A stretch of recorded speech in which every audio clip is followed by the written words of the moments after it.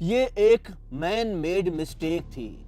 Mistake कहना गलत होगा, ये एक डिजास्टर था। ऐसा डिजास्टर जिसने गुजरात के मोरबी की शान को मच्छू नदी के कीचड़ में मिला दिया।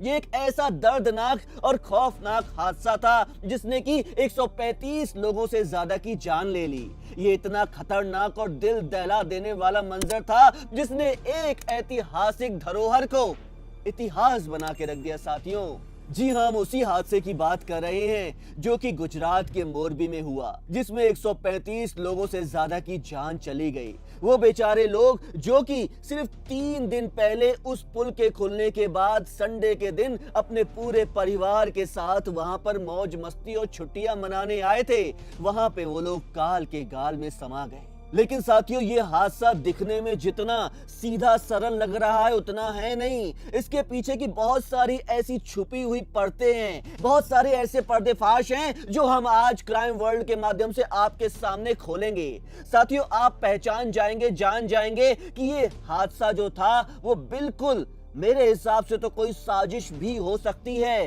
क्योंकि आजकल गुजरात में चुनाव का माहौल चल रहा है। किसी को बदनाम करने के लिए, किसी को ऊपर उठाने के लिए, कोई अंक जुटाने के लिए हो सकता है इस हादसे को अंजाम दिया गया हो। लेकिन उससे पहले मैं आपसे वही बोलना चाहता हूं कि सबसे पहले आप वो देखिए, वो आखिरी पल जब कुछ लोग इस पुल को हिला रहे थे। कुछ लड़के थे जो इस पुल को हिला रहे थे, लेकिन इस पुल की बीच की जगह जो लगभग 3 फुट की ही रही होगी, वहां पे कुछ लोग उनको बोल रहे हैं कि मत हिलाइए, ये खतरनाक साबित हो सकता है। लेकिन शायद वो लोग मस्ती में इतने मशगूल थे कि उन्होंने इस खतरे को भांपा ही नहीं कि अगर पुल टूट गया तो ये सारे लाइन से खड़े हुए 400 से 500 लोग नदी में गिर जाएंगे, जिसमें महिलाएं भी हैं, बच्चे भी हैं, बुजुर्ग भी हैं जिन्हें तैरना नहीं आता है। और ऐसा ही हुआ। जब वो पुल गिरा तो सारे के सारे लोग नदी में, गहरी नदी मच्छू नदी में समा गए। कुछ लोग थे जो कि तैर कर बाहर आ गए, कुछ लोग थे जिनको स्थानीय लोगों की मदद से बाहर निकाला जा सका, लेकिन कुछ लोग बेचारे ऐसे भी थे जो कि जिंदगी की जंग हार गए और इस कीचड़ भरे पानी में समा गए। साथियों, ये जो हादसा हुआ है, इस हादसे के पीछे की परतें हम आपके सामने खोलना चाहेंगे। अगर आपने कभी घड़ी की इंडस्ट्री देखी होगी, घड़ी इन द सेंस वॉच, तो एक है अजंता की घड़ियां।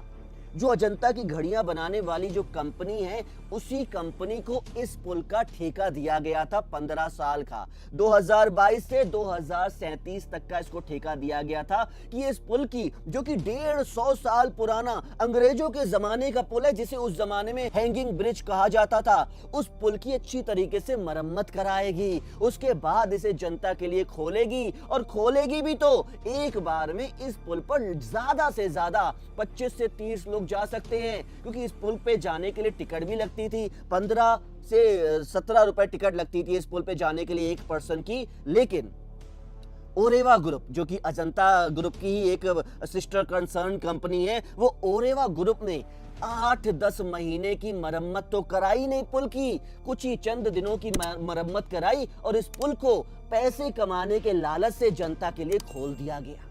3 दिन पहले, जो संडे की शाम को 6:30 बजे ये हादसा हुआ है, उससे लगभग 3 दिन पहले इस पुल को जनता के लिए खोला गया था। और 3 दिन के बाद, संडे का दिन था, बहुत समय के बाद पुल खोला गया था। हजारों की तादाद में भीड़ वहां पर आई और किसी ने भी इस बात का ख्याल नहीं रखा कि 150 साल पुराना पुल है, इतने सारे लोगों का बोझ कैसे सह पाएगा। धड़ाधड़ टिकट काटते गए, क्योंकि पैसे मिल रहे थे, धड़ाधड़ टिकट काटते गए और पुल पे, जो कि 3 फुट चौड़ाई था लगभग, उस पे 400 से 500 लोग चले गए। और साथियों, 135 से ज्यादा लोगों की इस पुल के ढहने से जो जान गई है, उनमें एक बीजेपी के सांसद मोहन भाई कल्याण जी कुंदारिया भी हैं, जिनके कुछ 12 रिश्तेदारों की मौत हो गई है।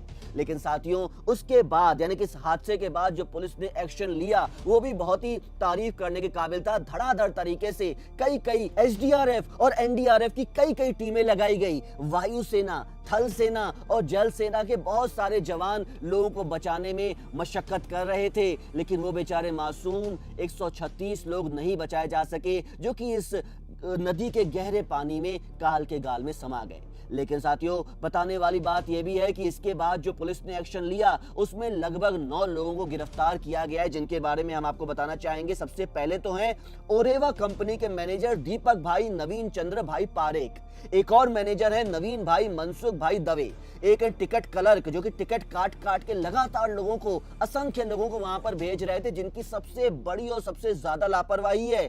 उनका नाम है मनसुख भाई बालजी भाई टोपिया, उनको भी गिरफ्तार कर लिया गया है। इसके अलावा एक और टिकट क्लर्क है जिनका नाम है मदन भाई लाखा भाई सोलंकी, उनको भी गिरफ्तार किया गया है। इसके अलावा ब्रिज रिपेयरिंग कॉन्ट्रैक्टर प्रकाश भाई लालजी भाई परमार और एक और कॉन्ट्रैक्टर देवांग भाई लालजी परमार शामिल हैं, जिन्हें गिरफ्तार किया गया। इसके अलावा 3 सिक्योरिटी गार्ड भी थे जिनको अरेस्ट किया गया है। लेकिन साथियों, हम तो इतना ही कहना चाहेंगे कि ये तो सिर्फ नौकर यानी कि 3rd या 4th लेवल के एम्प्लॉइज हैं जिनको गिरफ्तार किया गया है। सबसे बड़ा जो कसूर था हमारे हिसाब से वो ओरेवा कंपनी के मालिक का था, क्योंकि ऐसा तो नहीं हो सकता है कि उनको बताए बिना ही इस पुल को खोला गया हो, क्योंकि ये पुल कोई छोटा मोटा पुल नहीं था, 150 साल पुराना पुल था। और इसमें मोरबी महापालिका के एक सदस्य से हमारी बात हुई, वो कहते हैं ओरेवा कंपनी का काम वैसे तो इतना बुरा नहीं था पहले इनको 2008 से 2018 के बीच में भी इस पुल की मरम्मत का ठेका दिया गया था, जो उन्होंने सफलतापूर्वक निभाया भी था। फिर 4 साल तक किसी ने कोई मरम्मत नहीं की इस पुल की।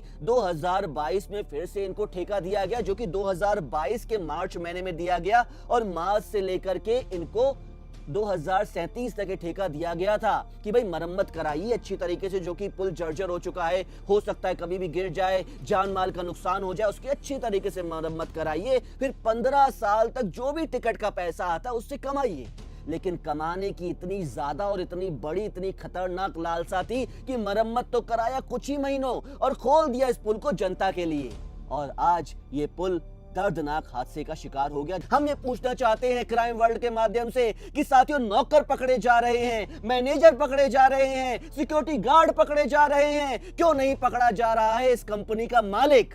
क्यों नहीं अब तक उसके खिलाफ एक भी FIR दर्ज हुई है? क्राइम वर्ल्ड के माध्यम से मैं अपने दर्शकों से केवल इतना ही कहना चाहूंगा कि इस हादसे के बाद आपके मन में जो भी ख्यालात आते हैं, जो भी विचार आते हैं, किसी की भी लापरवाही, किसी का भी गुनाह, किसी का भी अपराध अगर आपको दिखता है जिसके खिलाफ कार्रवाई नहीं हो रही है और होनी ही चाहिए, तो क्राइम वर्ल्ड के कमेंट बॉक्स सेक्शन में जरूर लिखिए, क्योंकि यही आप अपनी तरफ से कोशिश कर पाएंगे, यही आपकी तरफ से सच्ची श्रद्धांजलि होगी उन मासूम लोगों के लिए जो कि बेचारे बिल्कुल बेगुनाह थे, निर्दोष थे, बेकसूर थे, लेकिन फिर भी वो मारे गए।